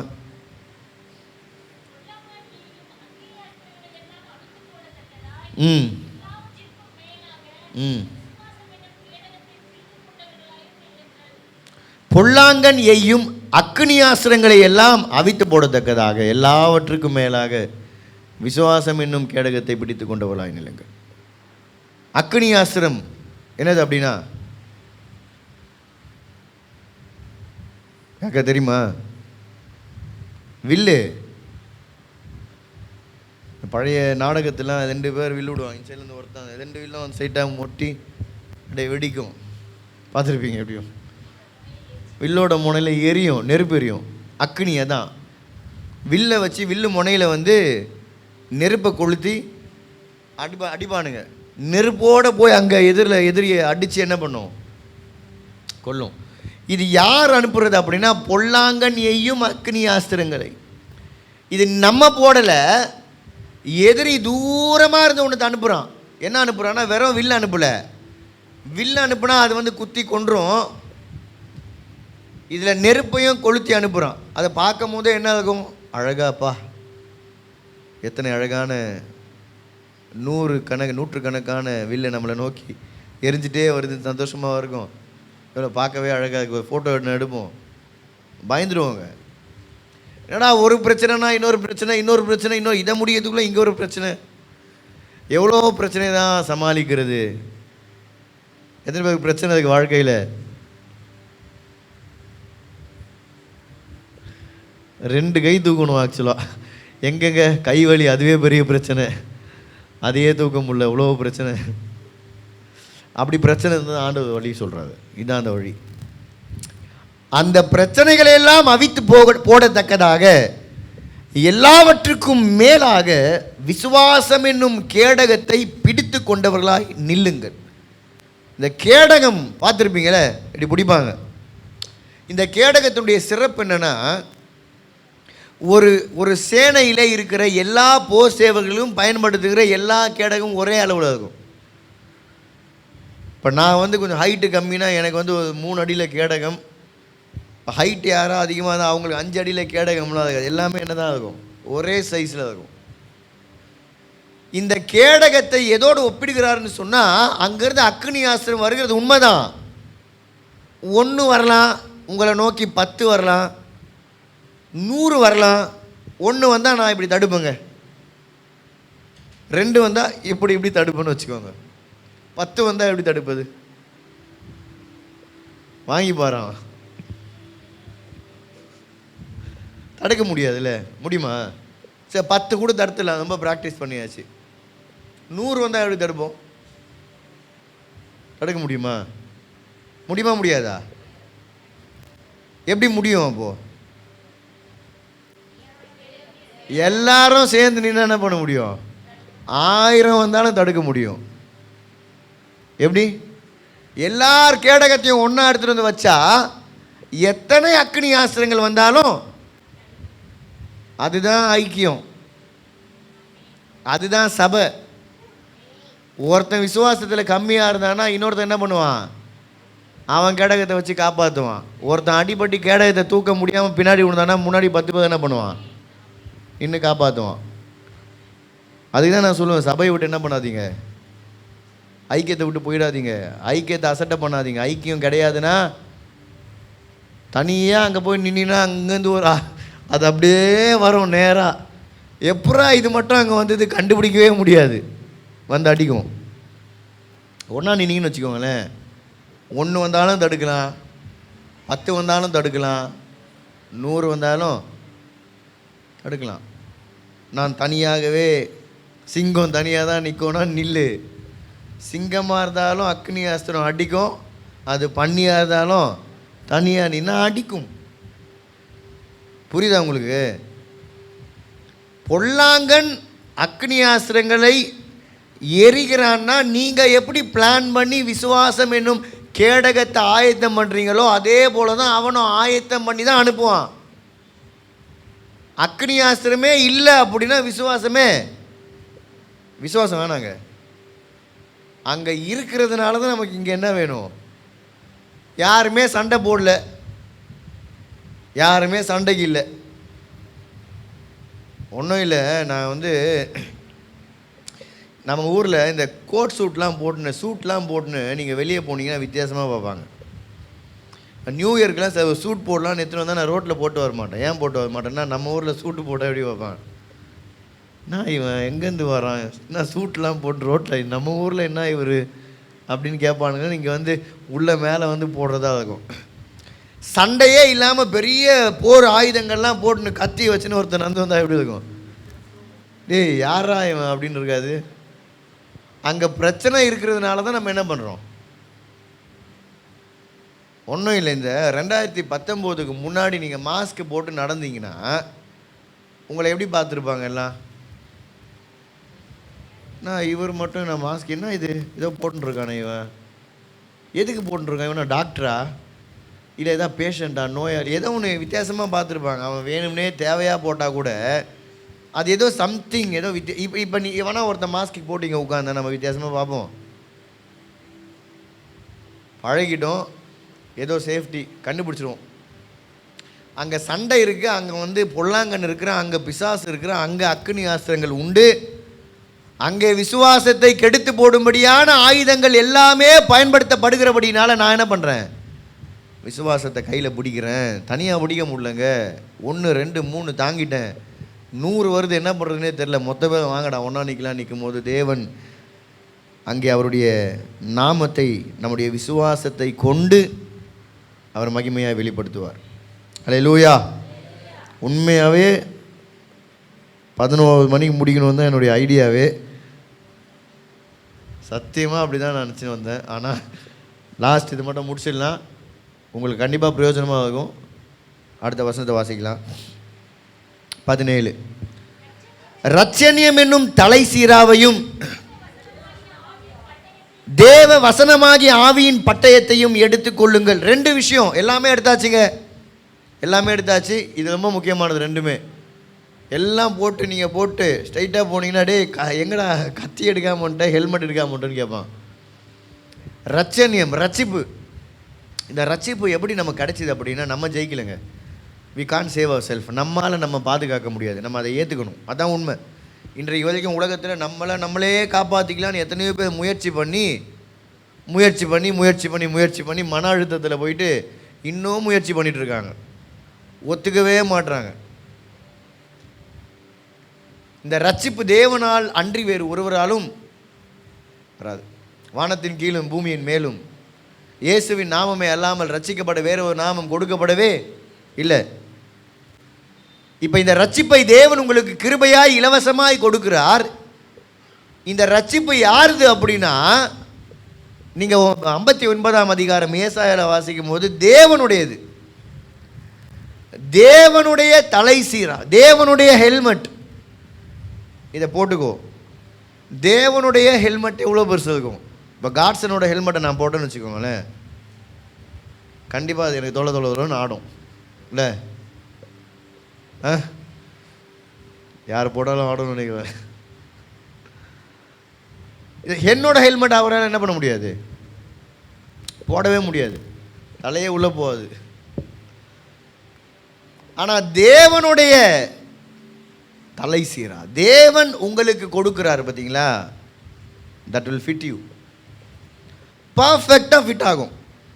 இந்த ஹெல்மெட்டை வந்து இந்த போர் சேவைகளில் செய்யும் போது மற்ற எல்லாத்தையும் எப்படி செய்கிறாங்களோ அதே போல் அளந்து செய்வாங்க.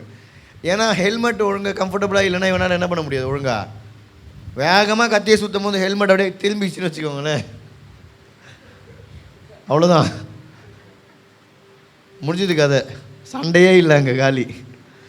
Helmet will be perfect. It's a perfect gift of the Father to his believers, to his disciples. பர்ஃபெக்டான ஹெல்மெட்டை கடவுள் கொடுப்பார், கொடுத்துட்டாரு. ரட்சிப்பை கொடுத்துட்டாரா கடவுள், ஆண்டவர் கொடுத்துட்டாரா? வாய்கள்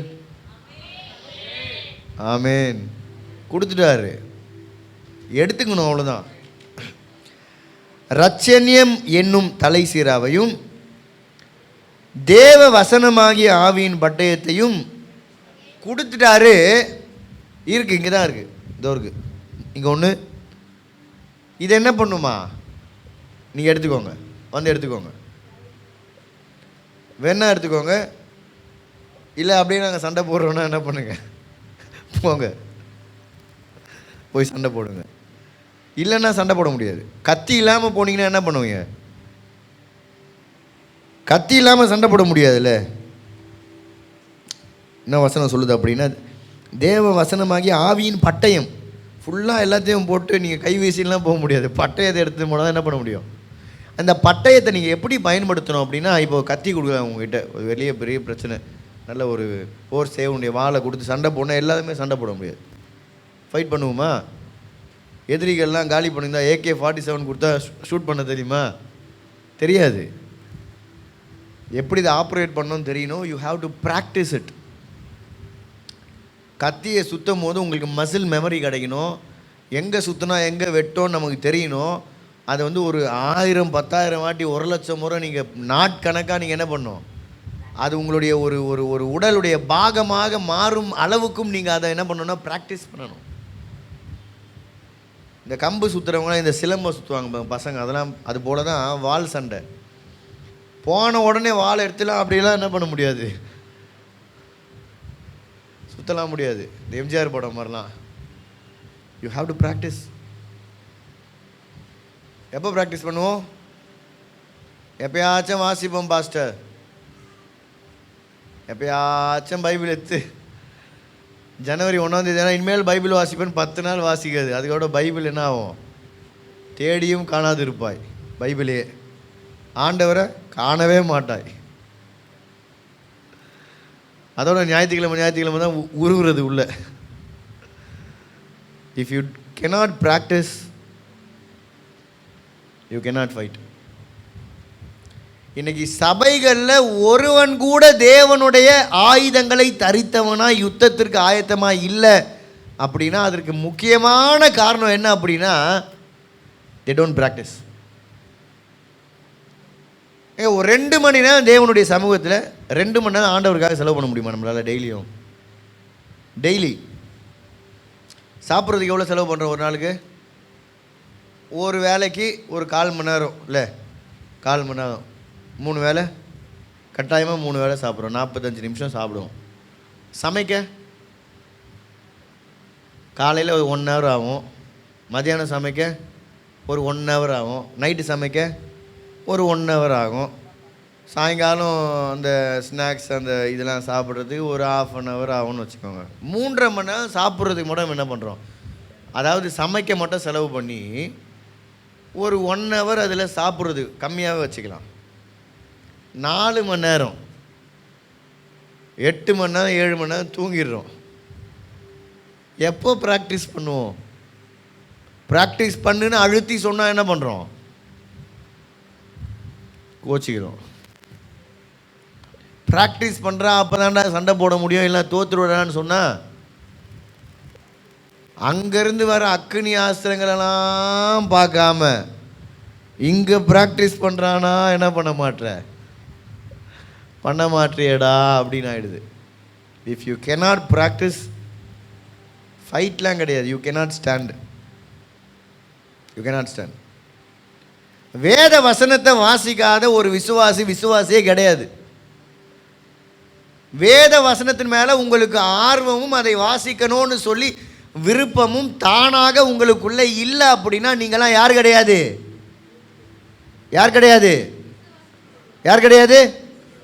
போர் சேவகனே கிடையாது. வட்டத்துக்குள்ளேயே வரல. இன்னும் வாசினா பிள்ளைங்களே என்ன பண்ணுது? வாசிக்குது. இந்த அம்மாவுக்கு இன்னும் வாசிக்கணுன்ற ஆசையவே கத்தி வர வைக்க முடியல. இது என்னைக்கு சண்டை போட்டு என்னைக்கு ஜெயிச்சு சின்ன வயசுலேயே ப்ராக்டிஸ் பண்ணல. இதுக்கு மேலே எப்போ கத்தியை தூக்கி ப்ராக்டிஸ் பண்ணும்? ப்ராக்டிஸ். தேவனுடைய வார்த்தையாகிய பட்டயம், ஆண்டவருடைய வசனத்தை ப்ராக்டிஸ் பண்ணாமல் ஜெயிக்க முடியாது. அவ்வளோதான். You cannot fight. வின்னெல்லாம் அடுத்து கத்தியை பிடிக்க நீங்கள் ப்ராக்டிஸ் பண்ணலன்னா சண்டை போட முடியாது. ஆமாம் தானே? இந்த சின்ன வயசுலலாம் குழந்தைங்களுக்கு இந்த 4 லைன்ஸ் நோட்டு 2 லைன்ஸ் நோட் இப்போலாம் அதுக்கான்னு தெரியல. இருக்குல்ல? இப்போலாம் இப்பயும் இருக்குது. ஆமாம், எப்போவுமே இருக்கும் போல். இதுங்களுக்கு முதல்ல பேனாவை பிடிச்சி அதில் எழுதுன்னு சொல்லி கொடுப்பாங்க. இது சொல்லி கொடுத்தா இன்றைக்கி நம்மலாம் பேனா பிடிச்சின்னு கையில் எல்லாம் பேனா வச்சு எழுதிட்டு இருக்கோம். சின்ன வயசு யோசிப்பாங்க, எடுத்த உடனே அப்படியே பேனா எடுத்து அப்படியே எழுதிட்டிங்களா? இல்லை கையை பிடிச்சி எழுத வைப்பாங்க, அடித்து எழுத வைப்பாங்க, ப்ராக்டிஸ் பண்ணு. இன்றைக்கி பாருங்களேன், இன்றைக்கி நிறைய நான் நேற்று பார்த்தேன், நம்ம கிட்ஸ் கிங்டம் நிறைய பிள்ளைங்களால் வர முடியல. ஏன்னா கேட்டால் எக்ஸாமுக்காக ப்ரிப்பேர் ஆகிட்டுருக்காங்க எல்லாம். 50 வயசு வாழ போகிற இந்த உலகத்தில் சாப்பாட்டுக்காக வேலை செய்யணும், அந்த வேலைக்காக படிக்கணும், இதுக்காகவே இவ்வளோ முக்கியத்துவம் கொடுத்து இல்லை வர முடியல. பிள்ளைங்க படிக்கணும், படிப்பு முக்கியம். ஆனால் வேத வசனத்தை வாசிக்க நித்தியமாய் ராஜாவோடு தங்கியிருக்கும்படியான பிரசன்னத்தின் வாழ்க்கையை தேவன் நம்ம கொடுக்கும்போது அதை ஒரு மனுஷன் பெற்றுக்கொள்ளணும்னா he has to practice and study the word of God. அதை படிக்கலைன்னா வாய்ப்பே கிடையாது. இது என்ன பண்ணும்? கண்டிப்பாக படிக்கணும். வேகமாக வாசி முடிக்கலாம் அடுத்த வசனத்தை. எந்த சமயத்திலும் சகலவித வேண்டுதலோடும் விண்ணப்பத்தோடும் ஆவியினாலே ஜெபம் பண்ணி அதன் பொருட்டு மிகுந்த மன உறுதியோடும் சகல பரிசுத்தவான்களுக்காகவும் பண்ணும் வேண்டுதலோடும் விழித்து கொண்டிருங்கள். சுவிசேஷத்திற்காக சங்கிலியால் கட்டப்பட்டிருக்கிற ஸ்தானாதிபதியாகிய நான் அதை பற்றி பேச வேண்டியபடி தைரியமாய் பேசத்தக்கதாக நான் தைரியமாய் என் வாயை திறந்து சுவிசேஷத்தின் ரகசியத்தை அறிவிக்கிறதற்கு வாக்கு எனக்கு கொடுக்கப்படும்படி எனக்காகவும் விண்ணப்பம் பண்ணுங்கள். ஆமென். ஒருவருக்காக ஒருவர் ஜெபம் பண்ணுங்கள். நீங்கள் ஆவியிலே போராட்டத்தில் வீக்கமாக இருந்தீங்கன்னா, ஒருவேளை வீக் ஆகிட்டீங்கன்னா, ஒருவேளை நீங்கள் பலவீனப்பட்டு போகிறீங்கன்னா அவரை நோக்கி விண்ணப்பம் பண்ணுங்கள், அவரை நோக்கி கேளுங்க. நீங்கள் எந்த நிலையில் எந்த வஸ்டான கேஸில் இருந்தாலும் ஆண்டவர் எனக்கு ஹெல்ப் பண்ணுங்கன்னு கேட்டிங்கன்னா அவர் உதவி செய்வார். இந்த பாவத்தெல்லாம் சரி பண்ணிட்டு நான் வந்துடுறேன், கொஞ்சம் வாழ்க்கையில் மாற்ற வேண்டிய காரியங்கள் அதுக்கு பாஸ்டர் அதெல்லாம் மாற்றிட்டு என்ன பண்ணுறேன். எப்படி மாற்றுவீங்க? நீங்களே மாற்றிடுவீங்களா? உங்கள் பலத்தை வச்சு மாற்றிடுவீங்களா? அப்போ ஏன் இவ்வளோ நாள் மாற்றலை?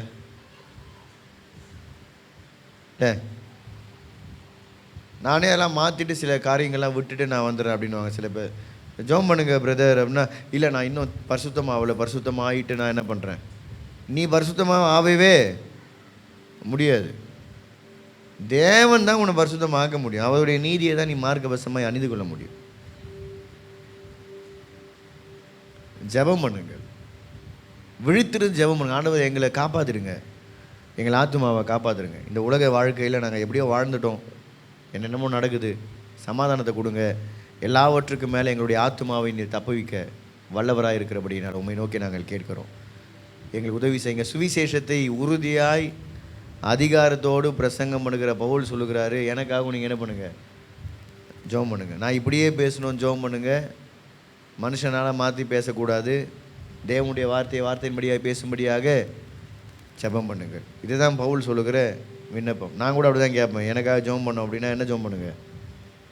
சத்தியத்தை சத்தியமாக எங்கள் சபையில் பேசணும்னு ஜெபம் பண்ணுங்கள். கர்த்தர் உங்களை ஆசீர்வதிப்பாராக. எல்லாம் எழும்பி நின்று ஆண்டவருடைய சமூகத்தில் நம்மை விட்டு கொடுத்து கர்த்தர் நம்மோடு பேசின வார்த்தைகள் நம்மளை கிரியை செய்யும்படியாக, அதிலே நாம் நிலை நிற்கும்படியாக, தேவ ஆவியானவர் நமக்கு பலன் கொடுக்கும்படியாக ஆண்டவரை நோக்கி கேட்க போகிறோம். கர்த்தாவே எங்களுக்கு உதவி செய்யுங்க, உதவி செய்யுங்க. உங்களுடைய உதவியின் கரத்தை நாங்கள் நோக்கி பார்க்கிறோம். எங்களை பலப்படுத்துகிற கிறிஸ்து உம்முடைய சர்வாயுத வர்க்கத்தை நாங்கள் தரித்து கொள்ளும்படியாய் எங்களுக்கு கொடுத்தவர். இரட்சண்யம் என்னும் தலை சீராவையும் தேவ வசனமாகிய பட்டணத்தையும் எடுத்துக்கொள்ளுங்கள்னு சொன்னீரே, நாங்கள் எடுத்துக்கொள்ளுகிறோம். இன்றைக்கு நாங்கள் அதை எடுத்துக்கொள்ளும்படியாய் தீர்மானம் பண்ணுகிறோம். தீர்மானம் பண்ணுகிறவர்கள் மாத்திரம் உண்மையா கரங்களை உயர்த்தி, ஆண்டவரே நீர் எங்களுக்காய் இலவசமாய் கொடுத்த இத்தனை பரிதான ரட்சிப்பை நாங்கள் எடுத்துக்கொள்கிறோம். வேத வசனத்தை நாங்கள் விசுவாசிக்கிறோம், அதை நாங்கள் வாசிப்போம், அதை நாங்கள் கற்றுக்கொள்ள எங்களுக்கு இன்னும் உதவி செய்யுங்க. உற்சாகத்தின் ஆவினால் எங்களை நிரப்புங்க. நீர் எங்களோடு பேசும்படியான வார்த்தைகளை நாங்கள் கற்றுக்கொள்ளும்படியாய், நீர் எங்களை நடத்த வேண்டிய வழிகளை நாங்கள் அறிந்து கொள்ளும்படியாய், உம்முடைய வார்த்தையை நாங்கள் வாசிக்க தியானிக்க கற்றுக்கொள்ள எங்களுக்கு உதவி செய்யும். சூழ்நிலைகளை மாற்றி தாரும். சோர்வுகள் அசதிகள் எங்களை கீழே விழ தள்ள பண்ணாமல் எப்போதும் நாங்கள் வசனங்களை கொண்டு நிலை நிற்க, அதை கற்றுக்கொள்ள எங்களுக்கு உற்சாகத்தின் ஆவியை தருவீராக. நாங்கள் கேட்ட வசனங்களின்படி ஆண்டவரே, உம்முடைய சேனையிலே நாங்கள் போர் சேவகனாய் நிற்கிறோம். அந்த நினைவோடு நிற்க உதவி செய்யுங்க. பிசாசானவன் கொண்டு வருகிற எல்லா சோதனைகளிலும் உம்முடைய வார்த்தையை கொண்டு ஜெயம் எடுக்கிறவர்களாய். நாங்கள் பழைய மனுஷன் இல்லை ஆண்டவரே, இன்னும் நாங்கள் பழைய மனுஷனை சுமந்து கொண்டு வருகிறோம். இத்தனை ரட்சிப்பு, இத்தனை மேன்மை, இத்தனை நீதி, இத்தனை கிருபை எல்லாவற்றையும் அடைந்த பின்பு இன்னும் பழைய மனுஷனை பார்த்து நான் இப்படி தானே வாழ்ந்தேன், இப்படி தானே இருந்தேன், இப்படிப்பட்ட எனக்கு எப்படி இப்படி அடையாளம் கிடைக்கும், நானே என்ன கீழே போடுறேன் ஆண்டவரே. ஆனால் நீர் எனக்கு கொடுத்திருக்கிற இந்த புதிய அடையாளத்தை நான் சுமக்க உதவி செய்ய. நீர் எங்கள் மேல் வைத்திருக்கிற இந்த மகிமையான அழைப்பிலே உறுதியாய் நிற்கிற தேவனுடைய போர் சேவகனுடைய ஸ்தானத்தை நாங்கள் கண்டு எங்கள் தலையின் மேல் தேவன் வைத்திருக்கிற ரட்சிப்பை அடையாளமாய் பார்க்கும்படியான கண்களை தருவீராக. எங்கள் சபையில ஒவ்வொருவரும் விசுவாசத்திலே உறுதியாய் நிற்கிறவர்களாய், விசுவாசம் என்னும் கேடகத்தை நாங்கள் ஒவ்வொருவரும் பயன்படுத்தி உறுதியாய் நிற்கும்படியான கிருபையை தாங்க கற்றுக்கொள்ள உதவி செய்யுங்க ஆண்டவரே. மாயையான இந்த உலகத்தினுடைய காரியங்கள் வேண்டாம். எங்களை பாவத்திற்குள்ளே இழுக்க பண்ணுகிற, விழப்பண்ணுகிற காரியங்கள் வேண்டாம். உலகத்தினுடைய சிற்றின்பங்கள் வேண்டாம். உலகத்தினுடைய காரியங்கள் வேண்டாம். எங்கள் குடும்பத்தில் தேவ கிருபை இருக்கட்டும், தேவ வார்த்தை இருக்கட்டும், தேவ பிரசன்னம் இருக்கட்டும், தேவனுடைய நடத்துதல் இருக்கட்டும், தேவனுடைய சித்தம் நிறைவேறட்டும். எங்கள் குடும்பம் தேவனுக்கு பிரியமான குடும்பமாய் மாறட்டும். நாங்கள் கொண்டு போகிற சுவிசேஷம் எங்கள் குடும்ப உறுப்பினர்களை தொடுவதாக கிருபையாய் உதவி செய்யும் ஆண்டவரே. ரட்சிக்க கூடாதபடிக்கு உம்முடைய கரங்கள் குறுகி போகவில்லையே, ஆனால் எங்கள் பாவங்கள் தடையா இல்லாதபடிக்கு எப்பேற்பட்ட தடைகள் மதிலை போல எழும்பி இருந்தாலும், உம்முடைய முகத்தை எங்களுடைய குடும்பங்களுக்கு மறைத்திருந்தாலும், என் தேவன் உம்முடைய அன்பினால் எல்லாவற்றையும் நீக்கி இந்த கிருபையின் ரட்சிப்பை எங்கள் குடும்ப உறுப்பினர்களுக்கு கொடுப்பீராக. உண்மையான ரட்சிப்பை தாங்க ஆண்டவரே, உண்மையான ரட்சிப்பை தாங்கப்பா. உடைய இருதயத்தில் தேவன் பேசும். அவர்கள் கற்றுக்கொள்ளும் விதத்திலே, அவர்கள் ஏற்றுக்கொள்ளும் விதத்திலே, அவர்கள் அறிந்து கொள்ளும் விதத்திலே, அவர்கள் உணரும் விதத்திலே தேவ ஆவியானவர் இன்றைக்கே செயல்படுவீராக. Yes father God, thank you Father God. உம்மால முடியும், உம்மால முடியும் தகப்பனே. thank you Father God. நான் நிச்சயமா சொல்லுவேன், நம்முடைய குடும்பத்தின் மேல நமக்கு ஒரு பெரிய பாரம் இருக்கணுங்க. நம்ம குடும்பத்தில் இருக்கிறவர்கள் ஒருவரும் அந்த நித்திய ஆக்கினைக்குள்ளாய் விழுந்து விடாதபடிக்கு மீட்க வேண்டிய கடமையை கர்த்தர் நம்ம மேல வைத்திருக்கிறார். நம்ம குடும்பங்களை காப்பாற்ற வேண்டியது நம்முடைய கடமை. அதுதான் உண்மையான நேசம், அதுதான் உண்மையான அன்பு. அவர் சொன்னார், என் நாமத்தில் நீ எதை கேட்டாலும் தருவேன். அவருடைய சித்தத்தின்படியாய் கேட்டால் நிச்சயமாய் பிதாவானவர் தருவார் என்ற வார்த்தை உண்மையா இருக்குமானால் அவர் சித்தத்தின்படியாக நம்ம கேட்கிறோம். எங்க குடும்பத்தை எங்களுக்கு தாங்க, எங்க குடும்ப உறுப்பினர்களை இந்த ரட்சிப்புக்குள்ள தாங்க ஆண்டவரே. எப்படியாவது தாங்கப்பா, எப்படியாவது கொண்டு வரும், எப்படியாவது தாங்க. உம்மால் கூடும் எல்லாம் கூடும், ஒரு வார்த்தை சொன்னால் போதும். உம்மால் கூடும் எல்லாம் கூடும், ஒரு வார்த்தை சொன்னால் போதும். ஐயா, ஒரு வார்த்தை சொன்னால் போதும். ஐயா, ஒரு வார்த்தை சொன்னால் போதும். விண்ணப்பத்தை கேட்பவரே, என் கண்ணீரை காண்பவரே, சுகம் தருபவரே, ஸ்தோத்திரம் ஏசையா. என் விண்ணப்பத்தை கேட்பவரே, என் கண்ணீரை காண்பவரே, சுகம் தருபவரே, ஸ்தோத்திரம் ஏசையா.